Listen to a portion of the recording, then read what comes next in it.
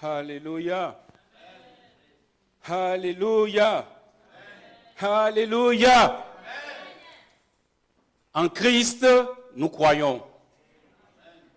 Et en Christ, je crois particulièrement. Et parce que je crois en Christ particulièrement, ce matin, c'est par la foi que je vais me lever dans les hauteurs. C'est par la foi que je veux m'élever, afin que mes forces soient renouvelées ce matin par la puissance du Saint-Esprit. Bien-aimés, nous avons commencé à chanter ce matin en disant que Christ est la lumière du monde, ce que je confirme. Et nous avons dit ensuite, parce qu'il est la lumière du monde, que sa gloire remplisse toute la terre. Amen. Amen. Mais ce matin, c'est vrai que sa gloire remplisse toute la terre, mais particulièrement cette assemblée ce matin. Parce que je crois à la puissance du Saint-Esprit. La Bible dit que là où deux sont assemblés en son nom, Jésus est là.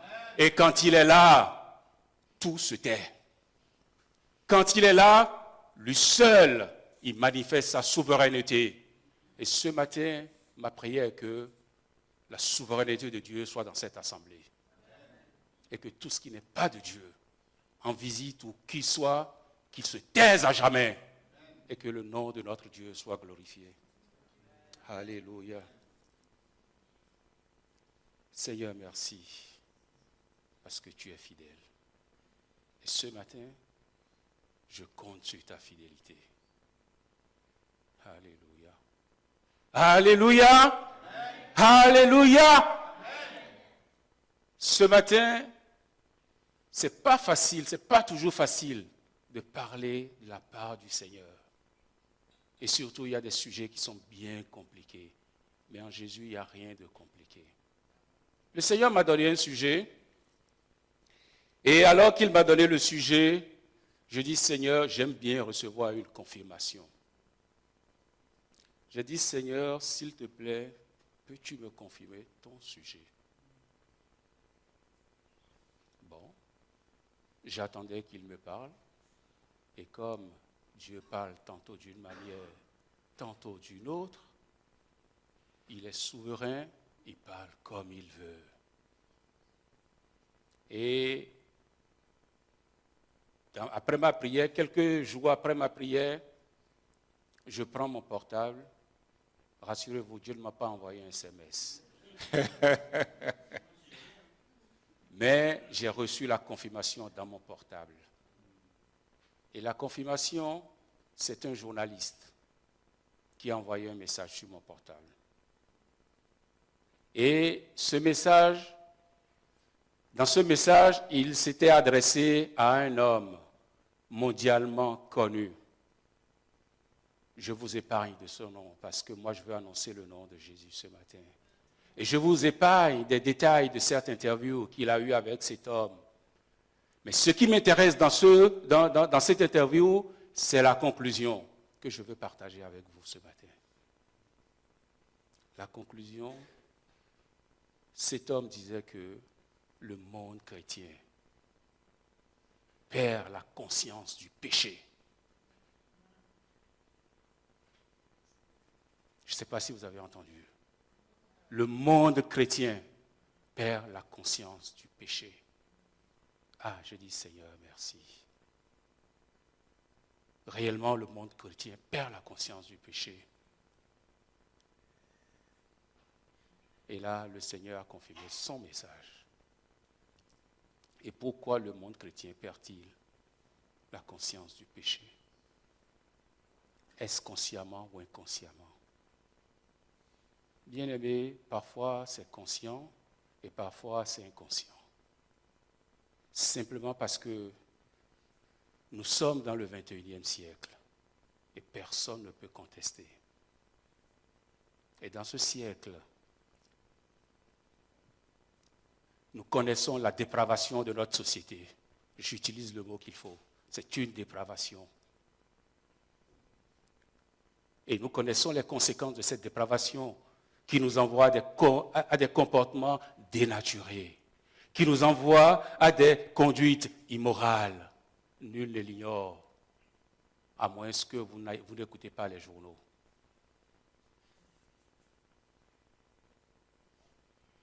Le 21e siècle est une société sans pudeur.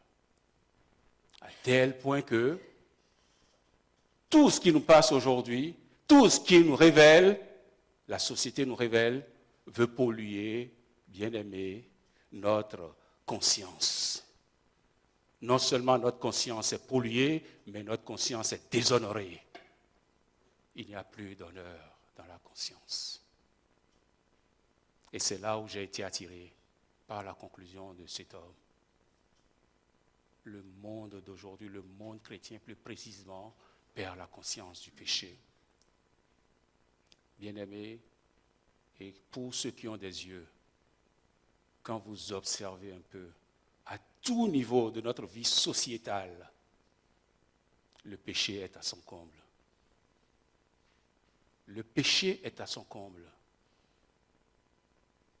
Mais ce matin, Dieu, dans son grand amour, il nous rappelle.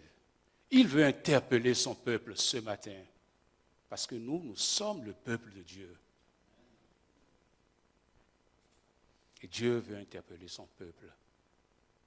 Et c'est pour cela que dans Hébreux 12, premier chapitre et premier verset, la Bible interpelle le peuple de Dieu ce matin.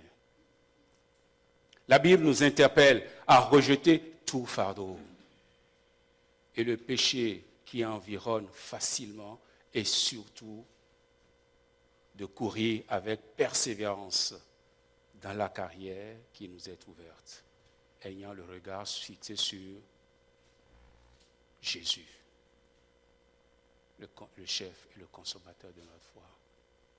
Bien-aimés, si nous nous détournons le regard de Jésus, alors la cause est perdue. Et je bénis le Seigneur pour les différentes paroles de connaissance que nous avons eues. Dieu veut que nous ayons le regard tourné vers lui.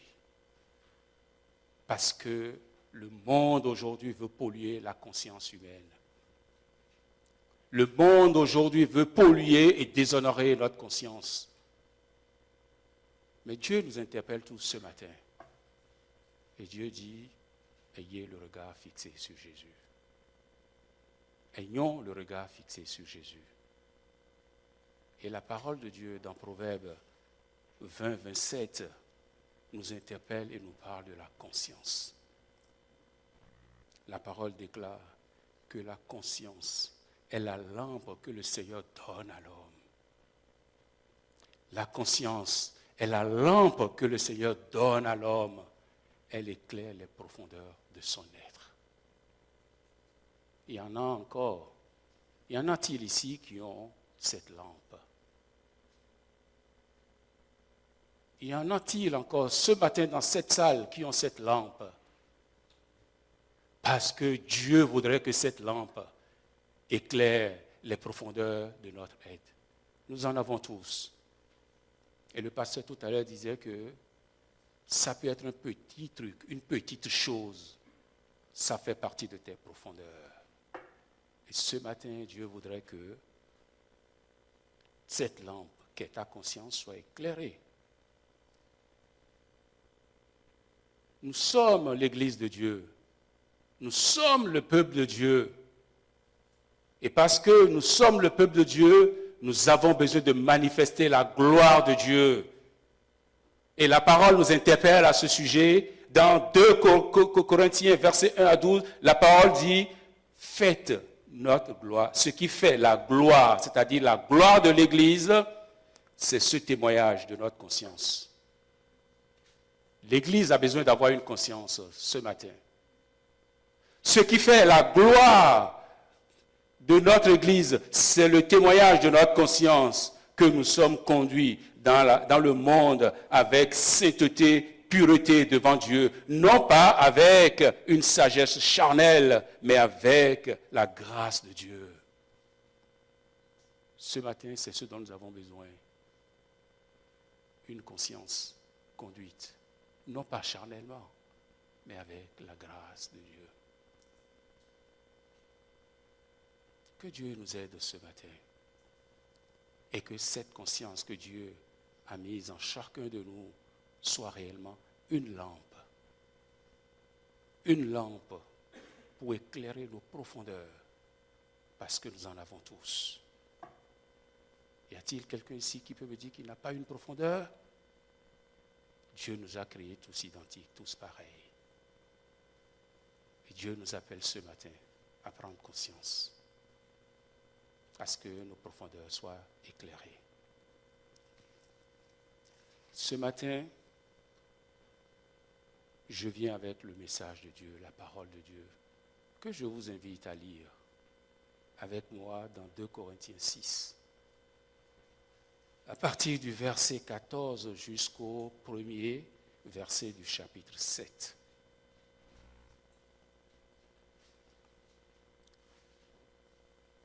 La Bible dit, ne vous mettez pas avec les infidèles sous un joug étranger. Car quel rapport y a-t-il entre la justice et l'iniquité? Encore une question, parce que ce matin, il était question, le frère Bernard a posé une question dans ce qu'il a lu. J'ai déjà oublié. C'était bien lui, je ne me trompe pas. Dans le texte qu'il a lu, il y avait une question. Amen. Bon, je passe. Les questions suivent encore. Ne vous mettez pas avec les infidèles sous un joug étranger. Car quel rapport y a-t-il entre la justice et l'iniquité? Ou qu'y a-t-il de commun entre la lumière et les ténèbres? Quel accord y a-t-il entre Christ et Bélial? Ou quelle part a le fidèle avec l'infidèle? Quel rapport y a-t-il entre le temple de Dieu et les idoles? Car nous sommes le temple de Dieu vivant, comme Dieu l'a dit. J'habiterai et je marcherai au milieu d'eux. Je serai leur Dieu et ils seront mon peuple. C'est pourquoi sortez du milieu d'eux. C'est pourquoi sortez du milieu d'eux et séparez-vous, dit le Seigneur. Ne touchez pas à ce qui est impur et je vous accueillerai. Je serai pour vous un père et vous serez pour moi des fils et des filles, dit le Seigneur Tout-Puissant. Ayant donc de telles promesses, bien-aimés, purifions-nous de toute souillure de la chair. Purifions-nous de toute souillure de la chair et de l'esprit en achevant notre sanctification dans la crainte de Dieu. Bien-aimés, c'est la parole de Dieu ce matin. Et je crois que personnellement, cette parole n'a pas été adressée à ceux qui sont dans la rue. Cette parole est pour vous et moi. Cette parole est pour l'Église. Et ce matin, Dieu nous interpelle. Ne vous mettez pas avec les infidèles sous un joug étranger. Et Dieu ne parle jamais en vain. Et Dieu ne parle jamais par hasard. Et si Dieu le dit ce matin, certainement que quelque part nous sommes mis sous un joug étranger. C'est que quelque part, un joug, c'est une contrainte. Quelque part, le peuple de Dieu peut-être s'est mis dans des contraintes. Les contraintes des infidèles. Mais ce matin, je bénis la parole de Dieu parce que dans le verset 17, la Bible dit « Sortez du milieu d'eux ». En d'autres termes, sortez de ces contraintes.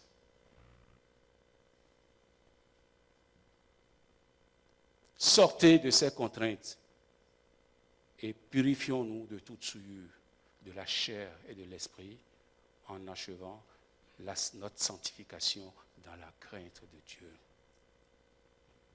La Bible déclare que Jésus revient. Et ça a été confirmé tout à l'heure par Bernard encore. Jésus revient, par le pasteur. Jésus revient. Nous sommes tous convaincus qu'il revient. Mais qu'est-ce qu'il revient pour faire? c'est pour chercher une église sans tache, une église sans rides. C'est pour cela que ce matin, Dieu nous interpelle, il dit, sortez du milieu d'eux, parce que je reviens chercher mon peuple, parce que je reviens. Il a dit avant de partir, je m'en vais préparer une place, et lorsqu'elle serait prête, je reviendrai. Et Jésus revient. Il faut que nous ayons ce retour en conscience. Parce que si nous avons ce retour en conscience, alors la suite, elle est évidente.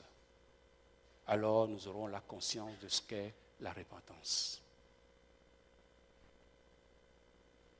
Et aujourd'hui, la repentance se fait rare.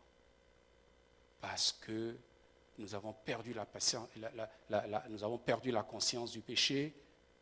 On ne sait plus définir ce qu'est le péché. Le mensonge n'est plus un péché aujourd'hui. Ce n'est qu'une contre-vérité. C'est comme si je prends ma voiture, je rentre dans un sens interdit et l'essentiel, si je ne connais personne, ça va. À moins qu'il y ait une caméra là pour me filmer. Et Dieu nous interpelle ce matin. Et Dieu dit dans sa parole, ne vous mettez pas avec les infidèles. Et je bénis le Seigneur pour la parole de Dieu, pour la profondeur de la parole de Dieu. Alors, dimanche passé, le pasteur Tadé était là. Je ne sais pas si vous vous souvenez. Il a insisté sur 2 verbes. Merci. Il a dit, c'est dans l'Apocalypse, celui qui frappe. Il frappe et ouvrez. D'accord? Et avant d'ouvrir, il faut écouter. Bien-aimé, frappe, il ouvre. Ce sont les deux verbes sur lesquels il avait insisté. Et ce matin, moi je veux insister sur un seul verbe, un 3e verbe. C'est le verbe mettre. Ou le verbe se mettre. Bien-aimé, la parole de Dieu interpelle le peuple de Dieu ce matin et la parole dit, ne vous mettez pas avec les infidèles sous un joug étranger, sous des contraintes nouvelles, sous des contraintes des infidèles. Parce que les infidèles ont des contraintes. Et si nous allons nous mettre sous leurs contraintes, bien-aimés, nous allons perdre notre saveur. Nous ne serons plus le sel de la terre. Et quand je suis rentré dans les profondeurs de ce verbe mettre ou se mettre, c'est un verbe qui prend beaucoup de dimensions, qui prend beaucoup de sens. Et c'est pour cela que je bénis le Seigneur, parce que ce n'est pas un hasard si le Saint-Esprit a permis que ce soit ce verbe qui soit utilisé. Et quand j'ai pris mon Larousse, oh là là là, qu'est-ce que j'ai été béni, enrichi par la puissance de Dieu. Et ce matin, nous sommes là en tant que parents. Il y a une expression que je veux utiliser, que nous avons l'habitude d'utiliser généralement. Alors, on a l'habitude de dire, tel enfant, oh Joël, oh écoutez, on a l'habitude de dire, oh Arthur, va mettre ta chemise. Quel est le parent qui n'a jamais dit ça à son enfant? Va mettre tes chaussures. Et bien aimé, quand je suis allé en profondeur de ce verbe, le dictionnaire, le Larousse français explique que c'est un verbe qui a le sens de se revêtir, qui a le sens de s'habiller. Et ce matin, quand Dieu nous dit, ne vous mettez pas sous un même joug avec les infidèles, Dieu nous interpelle sur notre habillement. Et ce matin, j'ai entendu le mot revêtir dans une prophétie. Dieu nous interpelle avec notre habillement. Dieu veut interpeller son peuple ce matin parce que les infidèles, ils ont des contraintes pour s'habiller. Une de leurs contraintes, c'est ce qui pollue le monde aujourd'hui. Ce sont les mini-robes, les mini-jupes, excusez-moi de le dire, où les jupes doivent arriver à 15-20 cm avant le genou. Et parfois, quand nous sillonnons nos églises, nous voyons ça aussi. Ce matin, Dieu veut interpeller son peuple. Si nous allons nous mettre avec les infidèles, bien-aimés, on va rentrer dans cette contrainte, où les jupes seront en haut, où les robes seront bien en haut, à tel point que quand la clé de la voiture ou une pièce tombe, on ne sait plus prendre. Il faut appeler le voisin pour qu'il te le prenne. Bien-aimés, ça ne fait pas rire. C'est quelque chose que nous vivons dans l'Église aujourd'hui. Et je ne sais pas pourquoi Dieu m'a envoyé là. Mais Dieu interpelle son peuple ce matin. Et il n'y a pas que les femmes. Nous les hommes, nous sommes là-dedans aussi. Et aujourd'hui, il faut que le pantalon soit bien plaqué. Et quand le pantalon est bien plaqué, vous connaissez la suite. Je suis svelte comme ça, je peux marcher. Est-ce que nous sommes enregistrés, pasteur? Ah bon, ok. Parce qu'il y a une expression africaine que je voulais utiliser, mais je m'en passe alors. Bien-aimés, que Dieu nous fasse grâce ce matin. Et que le peuple de Dieu revoie son habillement. Parce que vous savez, les infidèles, une contrainte de l'habillement vestimentaire des infidèles, c'est qu'ils doivent suivre la mode. Alléluia! Ils sont obligés de suivre la mode, les infidèles, la mode vestimentaire. Et le Seigneur m'a conduit dans la définition de la mode vestimentaire. Bien aimé, c'est vaste. Nous ne savons pas toujours ce que nous portons. Parce que quand vous allez dans la définition de la mode vestimentaire, parfois la mode vestimentaire révèle une rébellion. On va s'habiller pour se rébeller. Il faut que la mode, ce que je porte, présente une rébellion. Et que devient le peuple de Dieu quand nous rentrons dans une rébellion?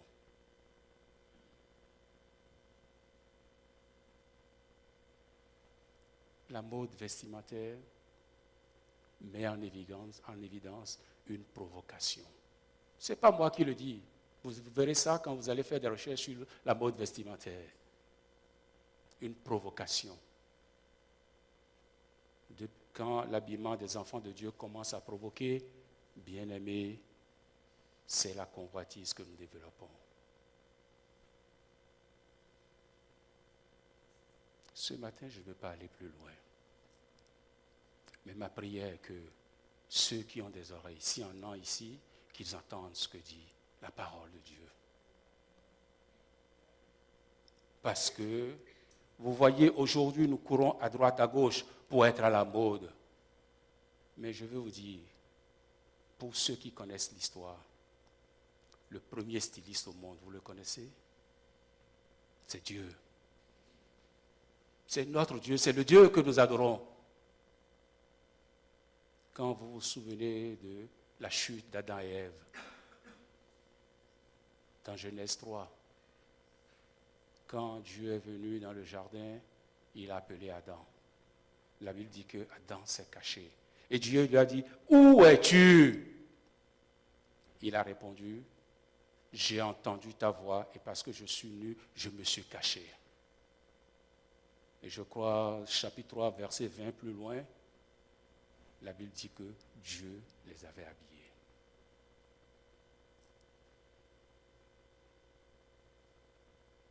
L'habillement a un objectif, a un but, c'est de couvrir la nudité.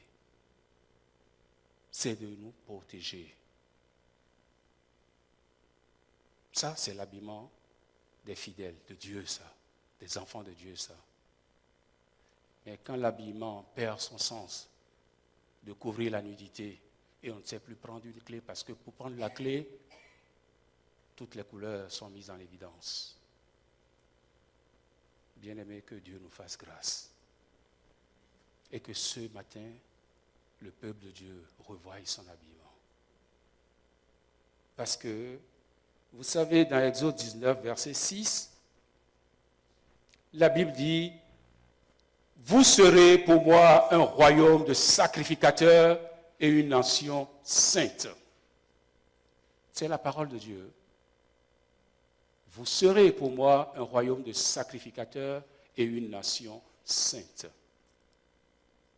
Les sacrificateurs ont une manière de s'habiller dans la Bible, parce que notre référence, c'est la Bible. Les sacrificateurs ont une manière de s'habiller. Quand nous nous référons à l'Ancien Testament, et on voit dans Exode, dans Lévitique, l'habillement des sacrificateurs. Et c'est ce que Dieu veut que nous soyons. Dieu nous a appelés à être un royaume de sacrificateurs. Ce qui veut dire que notre habillement vestimentaire doit refléter ces sacrificateurs que nous sommes. Bien-aimés, que Dieu nous aide. Et qu'en tant qu'Église, nous sachions que nous sommes des sacrificateurs. Nous sommes une nation sainte. Alléluia. Peut-être que quelqu'un me dira, Adrien, mais ça c'est l'Ancien Testament. Nous sommes sous une nouvelle alliance. Je suis entièrement d'accord. Mais la Bible, dans la nouvelle alliance, nous interpelle à nouveau. Dans 1 Timothée 2,9. 1 Timothée 2,9. La Bible dit, je veux aussi que les femmes, vêtues d'une manière décente, les femmes ou les hommes, parce que les hommes ont aussi des manières de s'habiller qui provoquent. Je veux aussi que les femmes, vêtues d'une manière décente, avec pudeur et modestie, ne se parent ni de tresses, ni d'or, ni de perles, ni d'habits somptueux. Bien-aimé, j'ai souligné somptueux, parce que c'est là que ça déborde. Ce n'est pas le fait de mettre un bijou, de mettre ceci qui est condamné. Mais quand ça devient somptueux, et ça va te bouffer tout ton temps, ça va te bouffer toute ton économie, à telle manière que, alors, ça va être ton souci tous les jours, bien-aimé, alors il n'y a pas la pudeur dans ton habillement. Ce matin, que Dieu nous aide, afin que, en tant que peuple de Dieu, nous sachions juste la limite, et que cette limite soit pour la gloire de Dieu. Parce qu'en tant qu'Église, la gloire de l'Église, c'est le témoignage de notre conscience. Ce matin, que Dieu nous aide. Alléluia. Dieu nous aide parce que mon intention n'est pas de juger qui que ce soit. La parole de Dieu ne juge pas. Mais béni soit notre Dieu qui parle encore. Et quand Dieu parle, c'est que le peuple doit se ressaisir. Alléluia. Quand Dieu parle, le peuple a besoin de se ressaisir. Et ce matin, je parlais tout à l'heure de la richesse de ce verbe, mettre. Dieu m'a conduit dans une autre expression, dans une autre définition de cette richesse. Il n'y a pas que l'habillement. La Bible dit, quand vous allez au camp, vous voyez une troupe d'armée, qu'est-ce qu'elle fait? Elle se met en marche. Alléluia. Et la Bible m'a conduit dans cette définition du verbe mettre. Et ça prend encore le sens de marcher, de progresser, d'aller de l'avant. Et ce matin, quand Dieu dit, ne vous mettez pas avec les infidèles sous un joug étranger, Dieu nous interpelle. Dieu interpelle son Église. Il dit, ne marchez pas avec les infidèles sous un joug étranger. Ce matin, que Dieu nous aide. Dans le psaume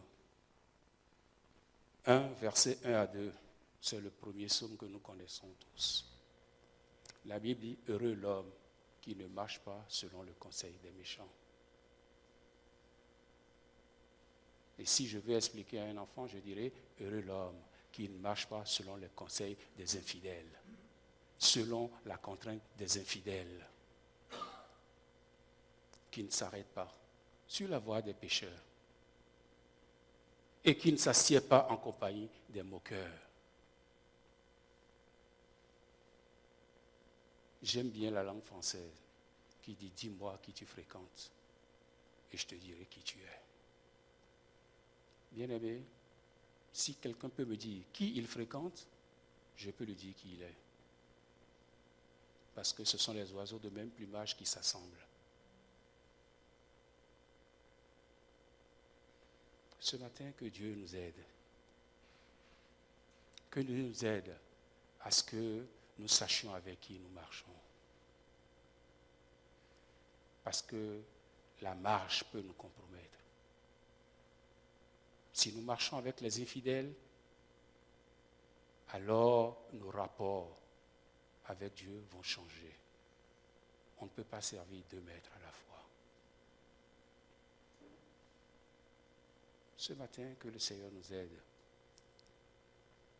Et bien aimé, toujours dans ce sens de marcher, le français dit, va faire marcher l'appareil. C'est le dictionnaire qui explique tout ça. Et quand on dit faire marcher l'appareil, ou bien faire marcher la voiture, mon frère, là, peut-être qu'il manque du carburant, il faut mettre de l'énergie. Et ce matin, le peuple de Dieu a besoin de l'énergie. Le peuple de Dieu a besoin du carburant pour marcher. Et ce dont nous avons besoin, c'est le Saint-Esprit. Alléluia. Nous avons besoin du Saint-Esprit, bien-aimé. C'est pour cela, Jésus a dit, il est avantageux pour vous que je m'en aille. Il est avantageux pour vous, vous et moi, qu'il s'en aille. Et c'est alors là que viendra le Saint-Esprit, qui nous conduira dans toute la vérité. Le Saint-Esprit, s'il est là ce matin, alors nous avons la certitude que nous serons conduits dans toute la vérité. Et quand nous serons conduits dans cette vérité, alors nous serons sûrs que nous le verrons un jour tel qu'il est. Bien-aimés, nous avons besoin de marcher, non pas par la chair, mais par l'Esprit de Dieu. Et c'est toute la faiblesse de l'Église aujourd'hui. Que Dieu nous aide à pouvoir marcher selon le plan de Dieu. Le psaume 119, verset 105 dit, ta lumière, ta parole est une lampe à mes pieds et une lumière sur mon sentier. C'est un verset que nous aimons tous. Si nous voulons marcher avec le Saint-Esprit, nous avons besoin de méditer la parole de Dieu. Nous avons besoin de passer du temps dans la présence de Dieu à travers sa parole. C'est vrai que la société nous prend tout le temps. Je ris parce que vous savez, les enfants de Dieu, quand ils étaient en Égypte, alors quand Moïse est allé voir Pharaon, et il s'est passé beaucoup de choses, je ne rentre pas dans le détail, c'est une histoire que vous connaissez. Alors il fut un moment, Pharaon a dit, chargez-les davantage. Et c'est ce que nous vivons aujourd'hui. La société d'aujourd'hui veut nous charger davantage. Charger de corvées à droite, à gauche. Et quand nous rentrons, on est bon pour dormir. Pharaon est encore là aujourd'hui. Bien-aimé, il dit chargez-les. Mais que Dieu nous fasse grâce. Parce que ceux qui se confient en l'Éternel renouvellent leur force. Ils vont nous charger. La société va nous charger. Je ne sais pas compter combien d'heures je fais par semaine. Mais ma force est toujours renouvelée en l'Éternel. Bien-aimés, c'est ce dont nous avons besoin. Nous avons besoin de crier à l'Éternel pour qu'il renouvelle notre force. Sinon, c'est fini. On n'aura plus le temps de lire la parole de Dieu, de rentrer dans une intimité avec le Seigneur. Et alors, l'objectif serait atteint. La conscience serait morte. Et quand la conscience elle est morte, alors la lampe est éteinte. Parce que nous l'avons lu tout à l'heure dans Proverbe 20, 27, que la conscience est la lampe que l'Éternel a mis en chacun de nous. Bien-aimés, ce matin, que le Seigneur aide son peuple à réaliser que nous devons veiller sur notre conscience. Parce que la Bible dit que celui qui dit qu'il n'a pas péché fait de Dieu menteur. Et quand la conscience elle est morte, il n'y a plus de péché, il n'y a plus de repentance. Mais la Bible dit ce matin, tout est permis, mais tout n'est pas utile. Que le Seigneur nous aide ce matin. Alléluia. La Bible dit, ne vous mettez pas avec les infidèles sous un joug étranger. Bien-aimé, une autre dimension du verbe mettre. Quand vous prenez le Larousse, le verbe mettre, c'est se poster dans une certaine position. C'est se mettre quelque part de précis. Donc si la Bible nous interpelle ce matin, si la parole de Dieu nous interpelle et nous demande de ne pas nous mettre avec les infidèles sous un joug étranger, c'est que Dieu nous interpelle et interpelle son peuple ce matin à ne pas se mettre n'importe où. Parce que Dieu a une place, une position pour chacun de nous. Ce n'est pas par hasard. Il a dit, je m'en vais préparer une place pour chacun de nous.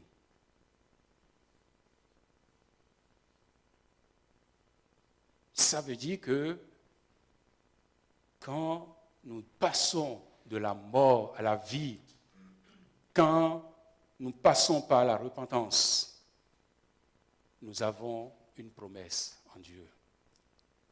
Mais cette promesse, elle est acquise quand nous sommes à notre place, là où il nous veut, jusqu'à ce qu'il revienne. Bien-aimé, Habakkuk 2:1 pouvait dire,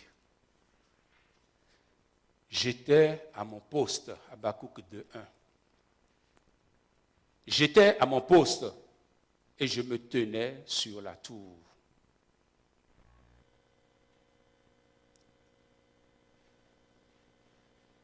Bon.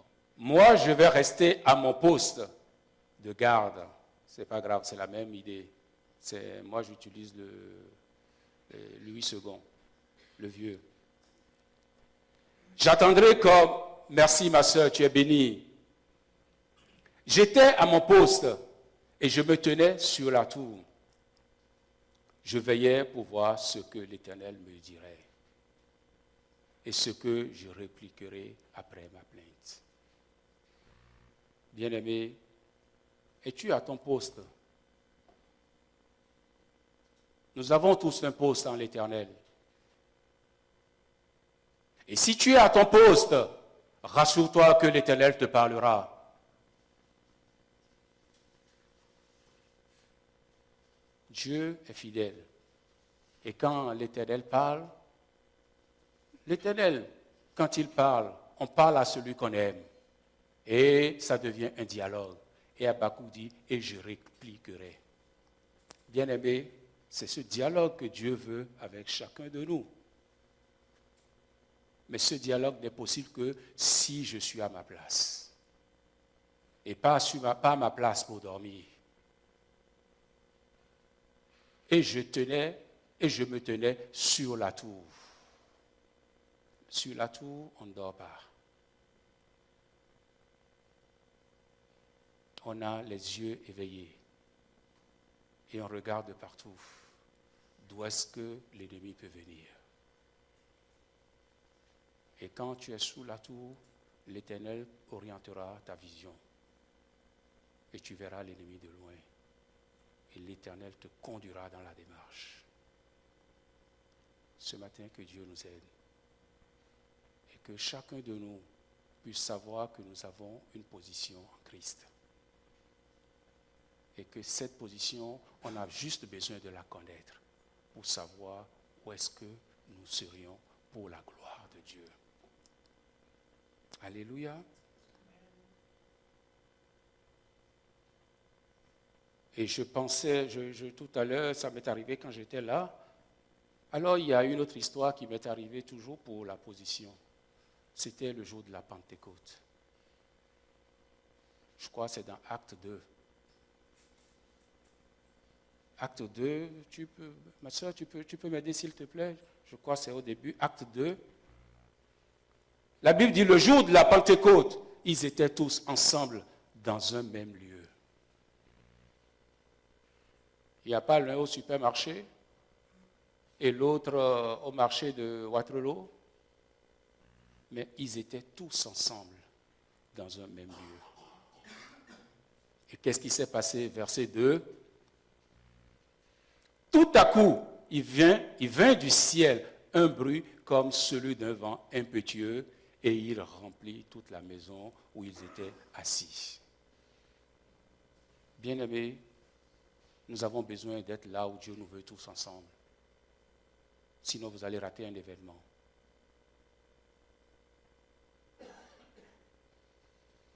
Le Saint-Esprit est pour nous. Prenons du plaisir à chercher la face de Dieu ensemble. Prenons du plaisir à se retrouver ensemble parce que c'est là que la bénédiction de l'Éternel coule en abondance. Que le Seigneur nous aide ce matin, afin que, en tant que peuple, nous puissions comprendre ce verset.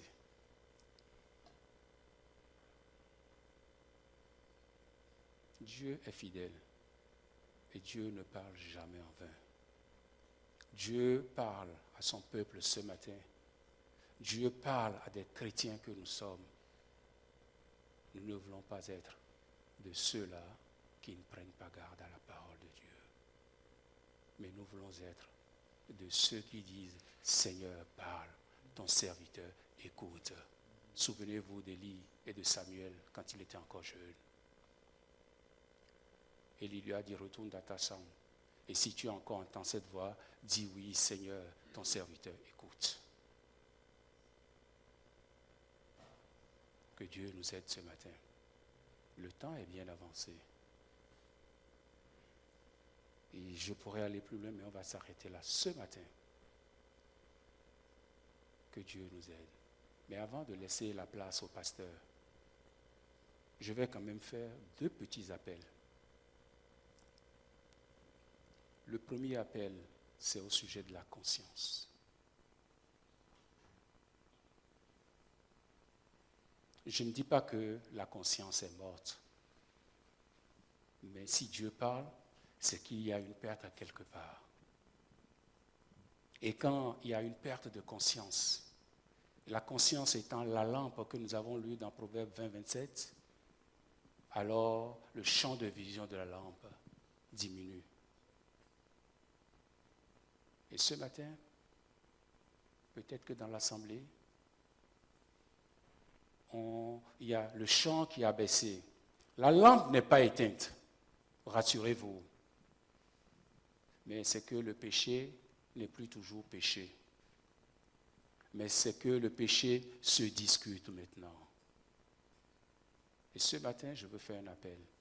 L'onction de Dieu qui brise le joug de l'ennemi. L'onction est là ce matin. Et si tu es là peut-être, tu veux qu'on prie avec toi pour que la conscience soit encore plus éveillée. Parce qu'elle a besoin d'être éveillée, la conscience. Ce matin, tu peux te tenir tu peux te tenir debout. Et nous allons prier ensemble. Alléluia.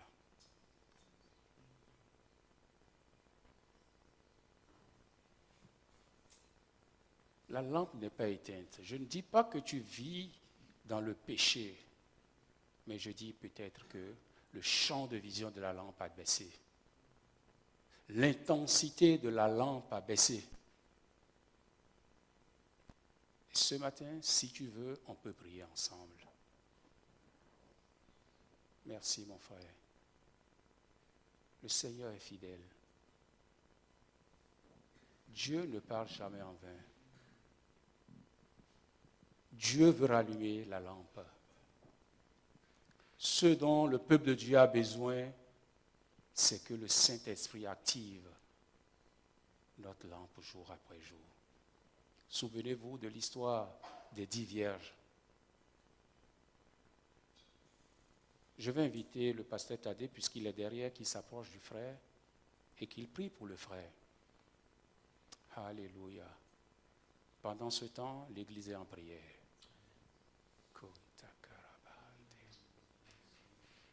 Alléluia. Seigneur, reçois toute la gloire. Merci pour l'onction qui brise le joug de l'ennemi. Merci pour ta présence. Merci pour cette lampe que tu éclaires davantage. Merci pour la puissance du Saint-Esprit. Oh Seigneur, merci parce que tu es à l'œuvre et que toute la gloire te revienne à toi. Oui, Seigneur, confirme ta parole. Que sa conscience s'éveille davantage et qu'il puisse voir ta gloire, la gloire de l'Éternel. C'est ce dont nous avons.